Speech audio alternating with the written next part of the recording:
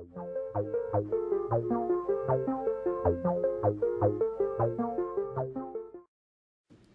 may know that in the European Parliament you're given exactly 1 minute to make your speech. And if you overstep that mark, they withdraw the mic. Now, yesterday Roger Hayes rang me up and said that although I've prepared a speech which would last an hour, I've only got 20 minutes. So what I've got to do is to eat a lot of my words. I can't even make my opening joke, although now I've said it's a joke, I'll make it, which is what I was going to do is appear here with my left hand above my head like Boris Johnson and say, what on earth am I doing here?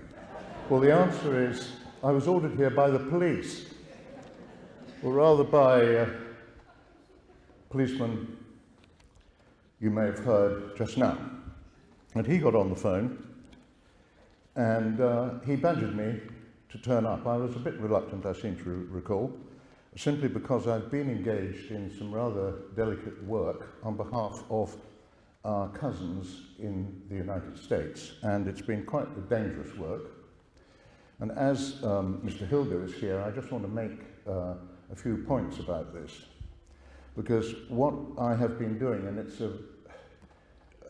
it arose as a consequence of a whole series of events which we needn't go into, is that we have been exposing the biggest corruption story in the history of the world, which is basically concerns the derivatives operation.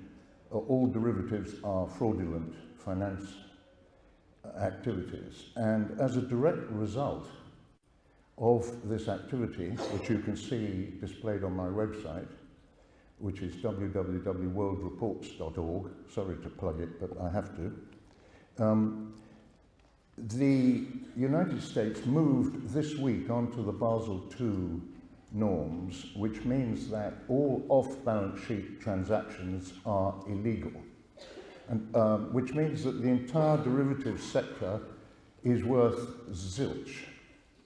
Now, the reason that the pound in your pocket is a piddly little coin, which you can't even buy the Daily Telegraph with, is precisely because this leveraging and hypothecation and fraudulent finance activity has been taking place. Now, it was originated in the bowels of what I call the US intelligence power, and the proxy name for that is the CIA, but actually we're referring to 16, possibly 18 agencies which are a subsidiary to the CIA, including the FBI. And this fraudulent finance operation originated when money became digitized or ceased to be more than just an entry on a bank statement or a balance sheet. And the brains behind this is Dr. Henry Kissinger, also known as Heinz, who you may recall still has a very, very big German accent. He still has it. Now, the reason for this is, of course, that he's a triple agent. His Soviet code name is BOR, quite well known. We don't know what his Pan-German code name is. But the reason I've mentioned this is that I'm going to talk about Germany. Now, in the first peroration, we were told about the Germans when they took us over about 1,200 years ago. Well, they're engaged in the same operation. Because contrary to the general view, we did not win the war. What happened was we finished Hitler off. We personalized the war, so we thought that when Hitler ceased to exist, ostensibly, I don't believe these stories about the fact that he survived the bunker, that's nonsense. We thought we'd won the war, but that is not what happened. In practice, what happened was that in about 1941, it was in 1941, at the Wannsee Conference, the Nazi intelligentsia realized that there must be a 50-50 chance that the Germans would lose the war. And so what they did was they exported their big brains to Madrid.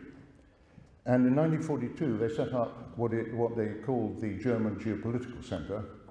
And if you go back into that part of history, you'll see that it is quite often mentioned that all the big hotels in Madrid were full of Gestapo and Germans.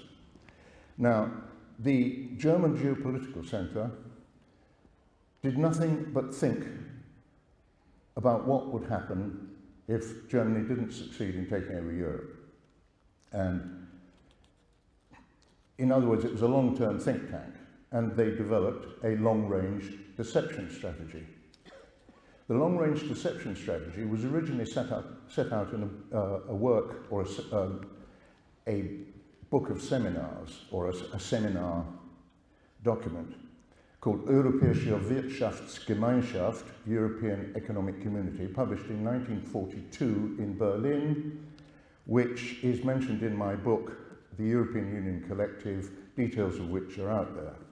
The subtitle for European Union Collective, which was published in 2002, so it's 7 years old, but it's still entirely relevant, is Enemy of its Member States. The European Union is, of course, not our friend, it is our enemy, and has been all along, because its purpose is to usurp our sovereignty and take us over. And in fact, what we now have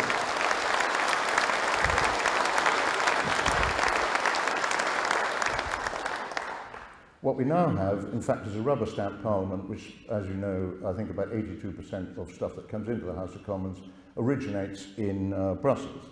Now, what happened was that under Heath, we handed over general powers to an unelected group in Brussels, which is a self-perpetuating situation. And the real problem with this enemy of ours is that it is on autopilot. In fact, I bought the wrong newspaper this morning, but if you do happen to pick up a copy of the Guardian, you'll see this ghastly picture in the middle where all these creeps are sort of embracing each other. They love it. They can't, it's a big club. They're very happy with each other. And of course, Blair's got a major problem, because although the previous speaker mentioned his candidacy as President of the European Union, in fact, you will have seen in the paper yesterday that his campaign peaked too early. Now, the reason it peaked too early is connected with the developments in the United States, because this week, and I will not go on about this because it's not the subject, but this week, the United States did switch to the Basel II basis, which precludes all this criminal finance. Now, I'm going to say something which is not publicized. This struggle to get the United States to cut out this corruption has been going on for years. I came in on it in about 2005, and you'll see my website is absolutely chock full of this stuff. The problem was, or has been, that the people running the criminal finance, including, of course, the criminal enterprises, and by the way, I have referred to Citibank and other very large banks in the United States as criminal enterprises for the last 2.5 years, and I'm still walking. And the reason for that is that if you go into the main courthouse in New York and you pull up Citibank, you would have to spend about 3 weeks taking down information about the court cases concerning Citibank and fraud, which are still before the court, and that's just one court.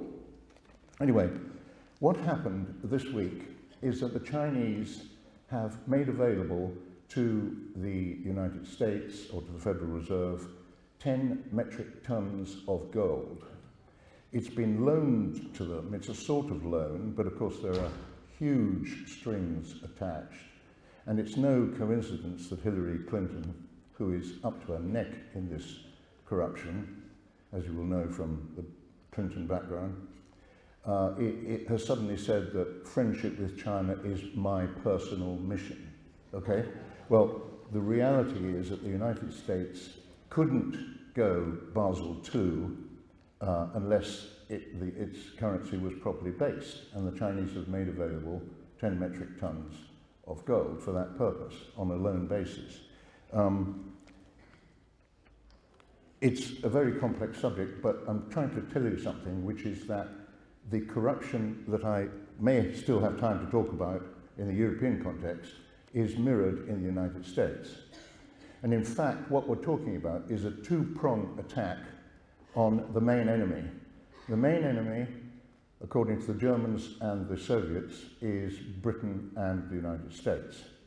Now, the prong against Britain, the main weapon against Britain, is the European Union collective, and the weapon against the United States is the penetration of the CIA and its affiliates with the German Himmler scientists and intelligence officers who were brought over after the denazification program was scrapped in 1946. And if you look up Operation Paperclip, that was the first major transfer of Nazis into the United States. So about 700 families went on under Operation Paperclip, but it went on and on and on right the way to the beginning of the 50s. So what happened was that the US intelligence power was taken over to some extent, or to a considerable extent, by a German Nazi fifth column who have been running the show ever since. Now, Kissinger is, I believe, the key to this, and he was instrumental in persuading President Ford to dismiss William Colby as DCI, the Director of Intelligence, in favor of George H.W. Bush. Now, George Bush is the representative in the United States of Deutsche Verteidigungsdienst, which is the German black agency based, believe it or not, in Dachau. And we call it DVD. I exposed DVD. It's nothing to be proud about because we've known about it for years. But I publicized it, and I know for a fact that certain intelligence officers from DVD have actually congratulated elements of MI6 on this exposure, because they think I'm MI6, which is, of course, complete rubbish. Anyway, the point is this, that the the operation against the United States has been run by DVD in Dachau, behind the scenes, and the same applies to the operation against the United Kingdom. Now, the DVD is self-financing, like the CIA, through fraudulent finance, and it advises the German Chancellor about its activities, but the German Chancellor can't tell it what to do, quote unquote. The DVD is running our lives and is the enemy within the enemy, okay? Now, given that the German Geopolitical Center set out the program, how do we know that this is the case? We know it from a document called which has been called the Madrid Circular Letter, which was intercepted in about, I think it was 1951, by the Allies. This was a document being sent to the other Nazi centers in Buenos Aires, Cairo, Tehran, I think, and various other places, Tokyo, from Madrid by the German Geopolitical Center. And this document contains the following slogan: Für uns ist der Krieg niemals vorbei. For us, the war never ended. Now, one of my correspondents, Jack Christella, who is he's British, but he's of German Jewish extraction, emailed me a very, very intelligent analysis and said that he thought that what they really meant was Für uns ist der Krieg nimmer vorbei. For us, the war never ended. I think that's true. I think that's correct. I think that's what they actually mean. In other words, they are Trotskyites. They are Mao Zedong, perpetual war advocates. Now, so we have the problem that we're dealing actually not just, I mean, I've called the European Union our enemy, European Union collective, but within the collective is, of course, Germany, and that's the problem. Now, if I had time, I would have told you what I wanted to tell you, which is I wanted to proceed what I was going to say with a little scripture lesson. But I'll skip most of it, and I'll just read verse 1 of Psalm 127. Except the Lord build the house, they labour in vain that build it. That's the point. Where is the Lord to be seen in this structure? It is totally aspiritual. It has no spiritual content at all. Excuse me, I'm a father of 4 daughters. We know that it's not just a question of our physical existence. We have a spirit as well. This entity is not connected at all to our spiritual existence because it is of Satan. And I'm absolutely clear about that. There is no question.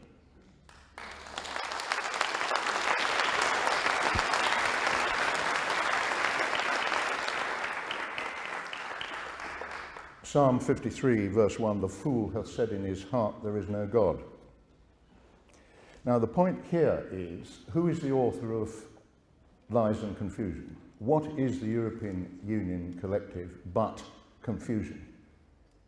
The successive treaties, which are run every 3 or 4 years, are just updated versions. But if you look at them very carefully, and I know this because I worked with Bill Cash in 1992 against the Maastricht Treaty, at the beginning, sort of paragraph 48, little 1, subsection C, you'll see one statement, and then way down 40 pages later, you've got that contradicted. That is the Soviet technique. That was exactly what happened under the Soviet constitution. Rights are given, rights are taken away, and so on and so forth. It's the same. And there is an absolute parallel, because if you walk into the European Parliament, which I had privilege to do because I had a friend who is no longer an MEP, but I was there several times. If you walk in there, you can see you are walking into the Supreme Soviet. It's the same design. All they have to do is to remove the blue stars, or the yellow stars on the blue background, and substitute the hammer and sickle. Now, on the corruption point, you will be aware that the accounts of the European Commission have been specifically disapproved by the EU's own Court of Auditors for the past 14 years running. Okay? So this means that the last time that the European Commission had accounts which could be relied upon, quote unquote, was 15 years ago. Now, I've been running my own private company since 1963. If I produce false accounts, excuse me, I think something very serious happens to me. I'll probably get debarred and I may go to jail. These people have been producing false accounts for the last 14 years and no one is paying any attention. I want to draw your attention to the following reality. In order to correct this matter, they have to go back 15 years and they have to look at every single transaction that took place 14 years ago. They have to identify the fraud or anything that was irregular. They have to have that corrected, however that can be done. They have to have the perpetrators reported to law enforcement, and the law enforcement has to proceed with the appropriate measures. That has to happen 14 years ago. Then when they've corrected the 14th year, they go to the 13th year, and so on and so forth, right the way up to the present. Is that going to happen? No way, Jose, it's never going to happen. Okay? That's obvious. Therefore, the European Commission is a criminal enterprise.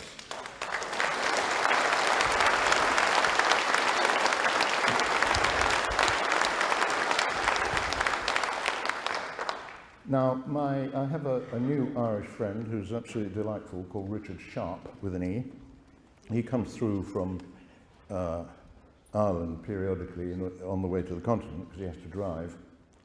And he does odd jobs for me in Europe, and it's very, very convenient. And about 2 months ago, he said, I'll go to the Court of Auditors, and I'll look them up. So he literally did a cold call to the Court of Auditors, which is the EU's so-called auditing entity, in Luxembourg. and he got to see a Mr. Giza Novacs, N-O-V-A-C-S.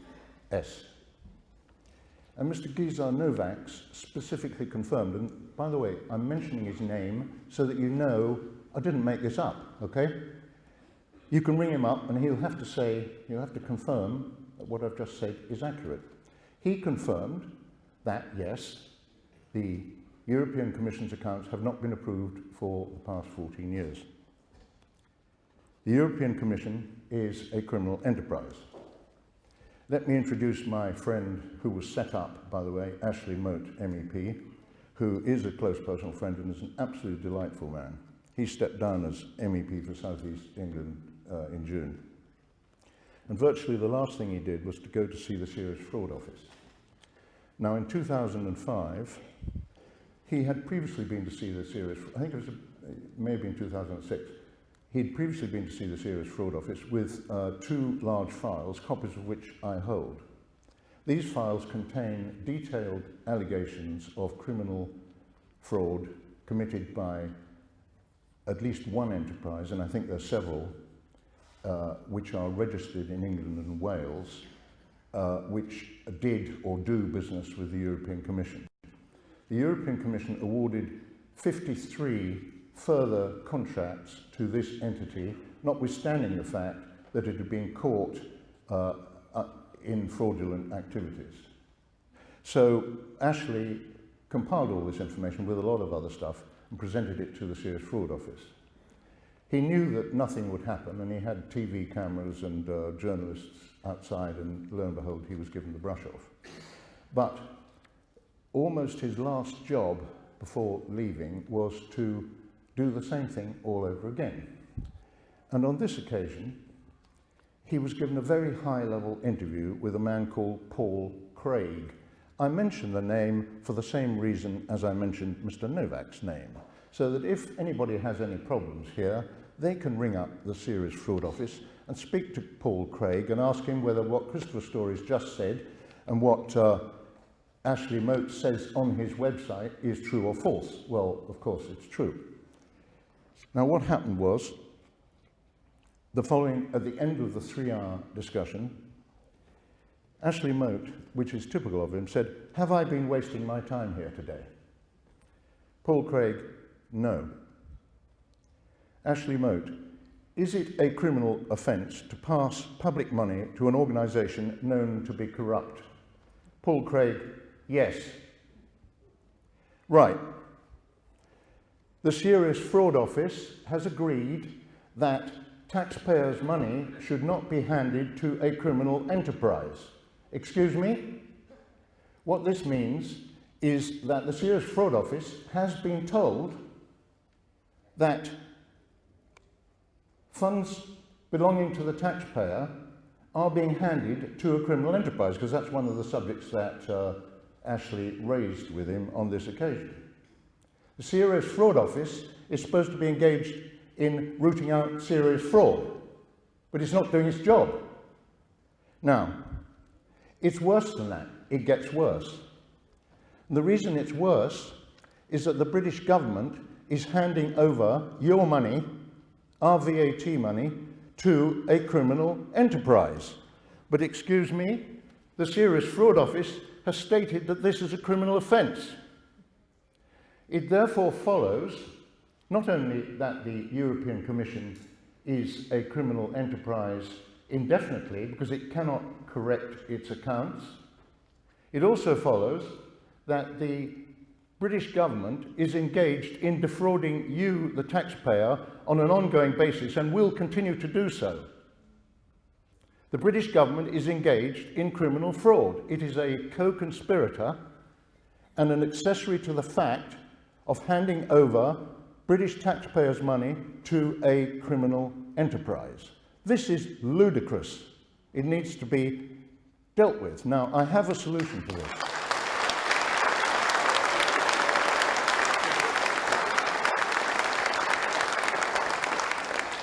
There's a very easy solution. And the solution, I've got 2 minutes and it just fits perfectly. The solution is that the VAT money should, by administrative fiat of the government, be redirected to a special account at the Treasury. Do we need to tell Brussels this? No, wouldn't bother to tell them. What I would do is just reallocate the funds into the Treasury. After all, they've got a certain financial problem, have they not? These funds are not insubstantial. Within 3 years, the Treasury's problems will be finished. For that reason alone, 15, 20 billion will be very happily received at the Treasury. Okay, that's not enough, but never mind. Now, all they have to do is to have the funds redirected. If Brussels gets uptight, the Treasury says, well, your accounts have not been in order for the last 14 years. We have been advised that it's a criminal offence for us to forward funds to you. We have ceased to do so. What's your problem? Now,